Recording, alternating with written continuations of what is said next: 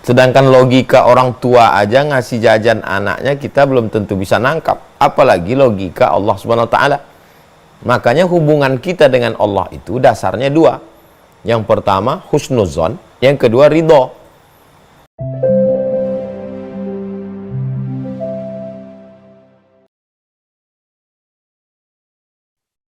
Yaitu terkait istidraj ini Ustadz ya, berdasarkan Quran surat Al-An'am tadi ayat 44 itu kan ketika kita melupakan ayat-ayat Allah begitulah, dan langsung Allah tuh membukakan pintu-pintu apapun, pintu-pintu rezeki dari mulai harta, kemudian mobil, jabatan dan lain sebagainya. Tapi kalau kita dengan logika gitu Ustaz ya, berarti yang mengerjakan perintah Allah itu akan Allah berikan gitu Ustaz ya. Allah berikan rezeki harusnya.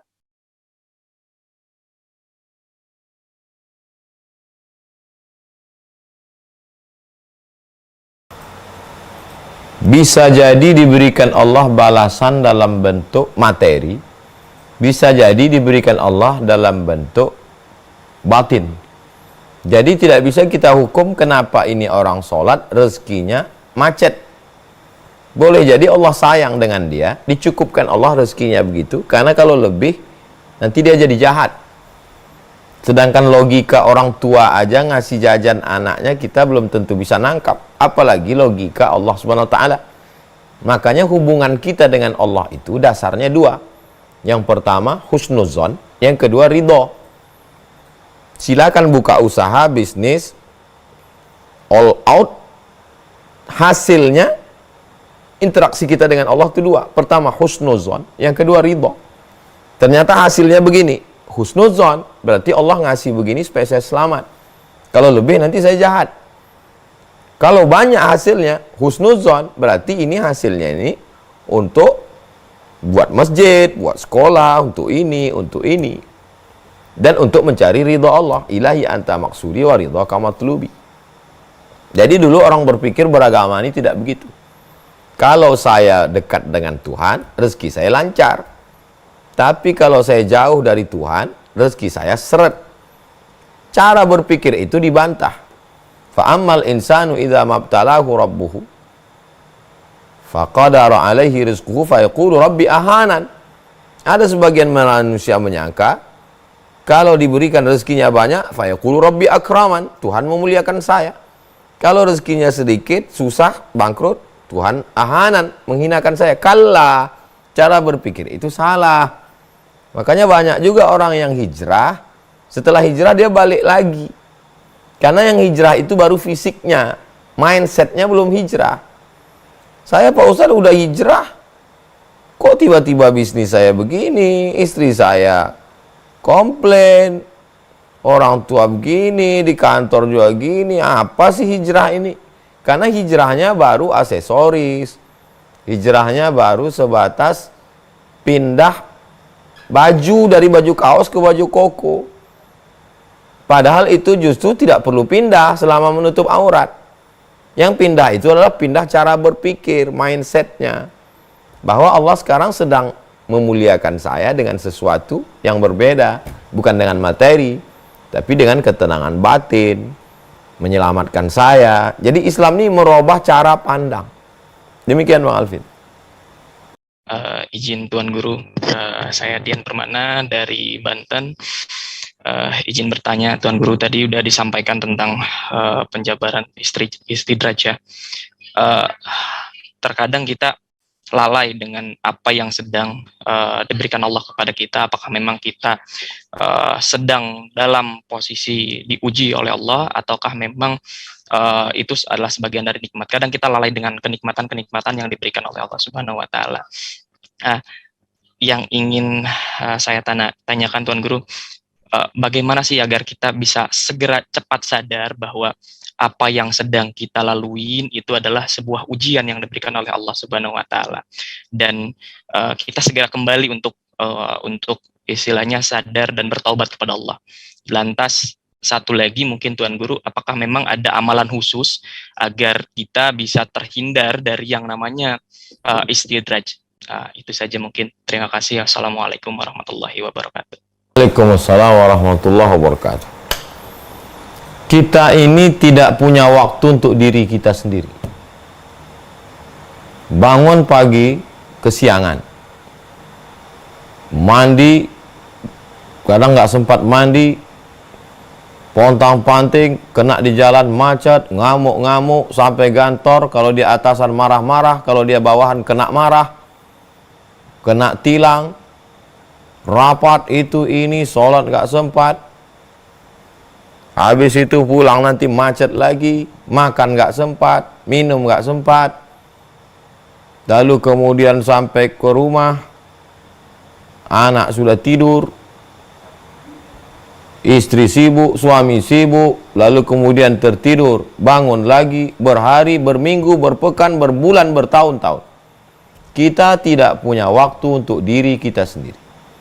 Maka perlunya waqfah ma'an nafsi. Waqfah ma'an nafsi, sejenak bersama jiwa. Kita perlu waktu bersama diri kita sendiri. Kalau di luar Islam mungkin saudara-saudara kita menyebutnya kontemplasi, menyebutnya sebagai terserahlah apa namanya. Tapi dalam Islam kita diajarkan untuk tafakkur, bertafakkur. Tafakkur dari kata fikir, bertafakkur sejenak. Yang paling bagus tafakkur bangun malam. Beda suami bangun malam dengan suami siang melihat anak dan istrinya. Seorang kepala rumah tangga bangun, ngelihat anak dan istrinya jalan di mall, atau di kendaraan, atau sambil jalan-jalan ke gunung, ke bukit, dengan bangun malam melihat mereka sedang tidur. Ada rasa yang berbeda. Bangun malam, tengok anak itu tidur, tengok istri itu tidur. Sepi, TV tak ada, handphone tak ada, stop. Disitulah kita sedang berpikir dengan diri kita sendiri. Aku ini sedang di mana? Aku ini mau kemana? Kalau aku mati bagaimana ini? Yang kuterima sekarang ini nikmat, azab, atau azab berbaju nikmat, atau nikmat kelihatannya seperti azab. Menurut orang yang kurasakan ini azab, tapi sebenarnya bagi Allah ini nikmat. Atau yang sedang kurasakan ini adalah nikmat bagi orang, tapi sebenarnya ini adalah azab. Bagaimana cara membedakannya? Kalau dengan sepeda motor ini aku jadi rajin ngaji, jadi istiqomah ikut kajian habaib dan kiai, berarti sepeda motorku ini nikmat. Tapi dengan adanya motor ini, dulu waktu numpang motor kawan aku rajin ikut ngaji. Sekarang udah motor sendiri, aku lebih rajin jalan sama cewek. Berarti yang nampaknya seperti nikmat ini sebenarnya azab. Objeknya sama, bendanya sama. Kapan dia menjadi nikmat? Kapan dia menjadi azab? Efeknya. Saya, apakah popularitas ini nikmat? Atau viral ini azab? Saya renungkan ke diri saya sendiri. Kalau dengan popularitas viral ini saya jadi gila, berarti azab ini. Maka saya mesti mengembalikannya cepat kepada hamba Allah. Maka jangan heran kalau posting-postingnya itu memposting gula merah, cendol, kelapa, kerupuk, keripik. Karena saya menganggap ini untuk membangkitkan ekonomi umat. Pondok pesantren siapapun, sekolah siapapun, buatkan videonya, posting. Apa nih Ustaz Somad? Semua sekolah dia endorse. Karena menurut saya, ini bukan untuk saya. Ini baliknya kepada umat Nabi Muhammad SAW. Kalau tidak, ini menjadi ujian. Musibah terbesar kita adalah kita tidak punya waktu bersama diri kita sendiri. Karena kita hanya punya waktu untuk orang lain. Habis dihabiskan orang. Di kantor, di jalan, di grup WhatsApp, komen orang. Hampir kita tak ada waktu untuk mengkomen diri kita sendiri. Demikian. Wallahu a'lam bishawab. Baik. Artinya ketika rezeki-rezeki atau harta-harta kenikmatan yang Allah berikan itu semakin membuat kita dekat kepada Allah, itu bukan istidrat, Ustaz ya? Kalau kita masuk ke dalam hutan, nama kitabnya Al-Luma', cahaya-cahaya, ditulis oleh Imam At-Tusi. Kalau kita masuk ke dalam hutan, lalu burung-burung yang ada di hutan itu mengucapkan salam kepada saya. Assalamualaikum ya Abdus Somad. Keselamatan dari Allah untukmu wahai Abdul Somad. Apakah saya wali? Kata Imam Saraj At-Tusi, kalau dengan mendengar ucapan salam dari burung-burung itu kau merasa aku wali, berarti kau wali setan. Kau sedang maghrur, tertipu.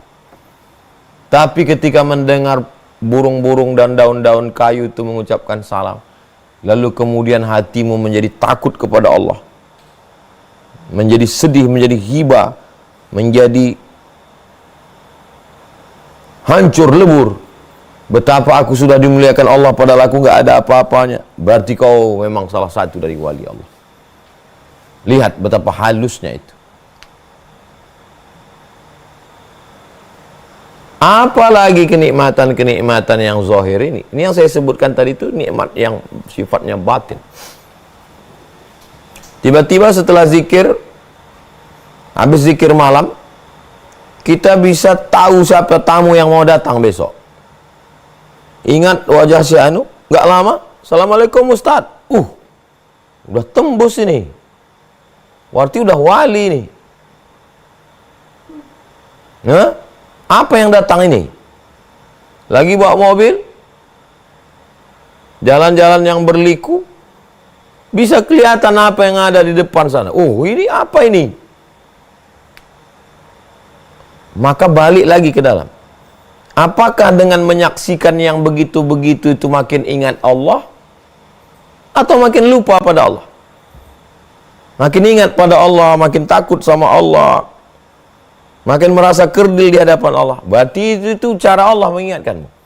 Tapi kalau makin lupa pada Allah, merasa akulah yang hebat sekarang, akulah, berarti wali syaitan. Allahu waliyul ladzina amanu yukhrijuhum minadh dhulumati ilan nur wal ladzina kafaru awliya'uhumut taghut. Orang-orang kafir itu walinya adalah setan. Nauzubillah. Nikmat yang sehalus itu pun kita mesti renungkan lagi ke dalam. Apalagi nikmat yang kasar-kasar ini. Bandingkanlah itu. Demikian Bang Alvin. Baik, satu lagi dari saya Ustaz. Ini bukan dalam rangka untuk mempertanyakan keadilan Allah Ustaz ya, supaya kita lebih paham aja.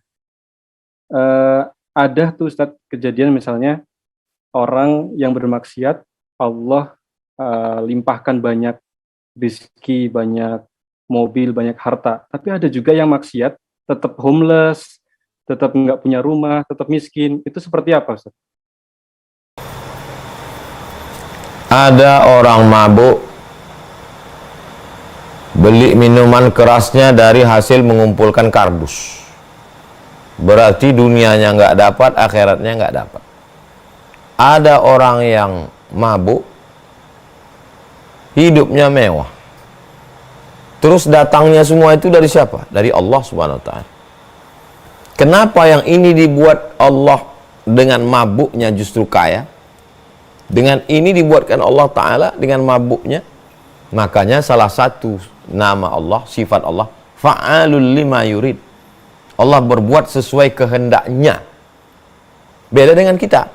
Kita berbuat sesuai kehendak Allah. Tidak bisa sesuai kehendak kita. Kita ini tinggal di negara Kesatuan Republik Indonesia. Tidak bisa kita berbuat sesuai kehendak kita. Kita mesti berbuat sesuai kehendak Pancasila, Undang-Undang Dasar 1945 yang mengatur kita di negara Kesatuan Republik Indonesia. Allah itu tidak ikut aturan apapun. Jadi kalau ada orang yang baik, disenangkan Allah, orang yang senang, disusahkan Allah, itu hak Allah Subhanahu wa ta'ala.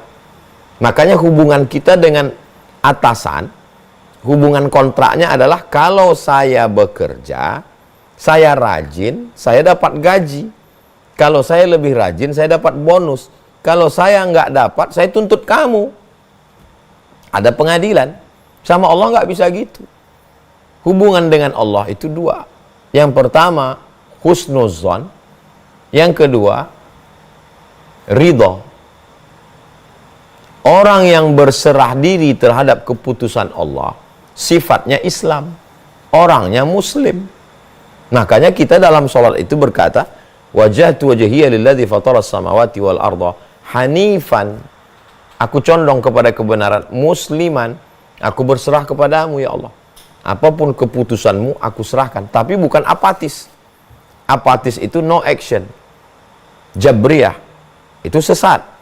Kita ahlus sunnah, kita berserah kepada Allah, tapi kita dikasih kuasa, dikasih mata, dikasih telinga, dikasih tangan, dikasih kaki, dikasih kodrat, dikasih iradat untuk berbuat. Setelah kita berbuat, terwujud terjadi apa yang terjadi, kita serahkan lagi pada Allah. Itulah kehendak engkau. Lil insani ma tamanna. Manusia hanya mampu melakukan sesuatu. Walillahil akhiratu wal ula. Kesimpulan awal dan akhirnya milik Allah Subhanahu wa taala. Itulah Ahlus Sunnah wal Jamaah. Kalau tidak mau ikut itu, berarti dia Mu'tazilah, Qadariyah. Kalau hanya ikut kepada takdir, berserah tanpa ada usaha, berarti dia Jabriyah. Ahlus Sunnah wal Jamaah berbuat, gunakan potensi diri, apa yang dapat, syukuri, sesuai dengan yang diinginkan, syukur alhamdulillah, tidak sesuai, cepat introspeksi diri, husnuzon kepada Allah Subhanahu wa taala. Bahwa ada orang yang zalim, orang kafir, aniaya, jadi penguasa, Fir'aun, jadi kaya raya, Qarun. Tapi ada juga orang yang jahat, sudahlah di dunia susah, di akhirat pun susah. Apa hikmah yang ada di balik itu? Kita tak tahu. Dan orang yang susah itu, bisa jadi juga karena dia tidak ada zolim pada orang. Jadi kalau ada orang susah, mabuk, itu yang dizoliminya cuma dirinya sendiri. Lalu kemudian Allah ampunkan dia pada saat akhir hayatnya, sakratul mautnya, husnul khatimah. Bisa jadi, wallahu a'lam, nggak tahu kita. Ana inda husni zonni abdi bi. Aku menurut prasangka hambaku kepada aku. Uzkuru mahamsina mautakum. Orang-orang yang sudah meninggal, kamu sebut yang baik-baiknya saja. Tapi perbuatan mungkar mesti dilarang. Gak boleh ada perbuatan mungkar lalu kita katakan, nah, itu kelihatannya aja mungkar, mungkin niatnya baik. Oh, nggak bisa begitu. Karena kita melihat zahirnya, maka ada hukuman. Ada hukuman bagi peminum khamar, ada hukuman bagi penjual, bagi pengedar, bagi pencuri. Islam ini bukan sekedar hakikat, tapi juga ada syariat, ada hukum di dalamnya. Ada amar ma'ruf, ada nahi mungkar. Tapi hakikat dari segalanya adalah bahwa kuasa yang mutlak adalah Allah Subhanahu wa taala. Itulah tauhid, itulah Islam. Islam artinya istislam, menyerahkan segala perkara kepada Allah Subhanahu wa taala. Demikian Bang Alfi. Ini asrama Pondok Tahfiz Quran Mahat Az-Zahra. Yang selama ini Bapak Ibu lihat, saksikan, support, bantu 2-3 sak semen batu bata sudah selesai. Barakallahu lakum fima ataitum wa barakallahu lakum fima abaqaitum wa ja'alaha lakum tahuran. Semoga Allah berikan berkah rezeki Bapak Ibu semuanya. Jamaah hijrah bersama Ustaz Abdul Somad, Sidak. Tak dapat saya sebutkan satu persatu karena banyak sekali orang-orang baik yang tidak pernah menyebutkan namanya. Hamba Allah, hanya Allah yang dapat membalas kebaikan. Diberikan keluarga yang sakinah, mawaddah, warahmah. Diberikan keturunan yang soleh dan solihah, diberikan rezeki berlimpah ruah, bisa berinfak, berwakaf, bersedekah sampai ke Baitullah, ibadah haji dan umrah, husnul khatimah, masuk ke dalam surga bersama Rasulullah SAW. Ini asrama, kelasnya kita baru tadi peletakan batu pertama di depan rumah kayu. Di rumah kayu di sebelah sana kita akan bangun kelas. Tadi peletakan batu pertama. Satu hamparan itu ada 3 sampai ke atas 4 lantai, insyaallah 18 kelas. Barakallahu fikum, jazakumullah khairal jazak. Wassalamualaikum warahmatullahi wabarakatuh.